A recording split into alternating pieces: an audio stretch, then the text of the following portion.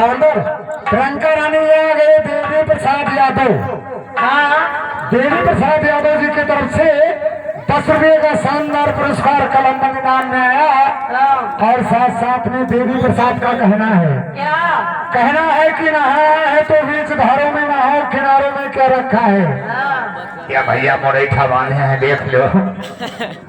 नहाना है तो बीच धारों में नहाओ, किनारों में क्या रखा है। प्यार करना है तो देवी प्रसाद की बाहों में जाओ, इशारों में क्या रखा है। लगाओ भाई गियर, लगाओ एक बार गियर।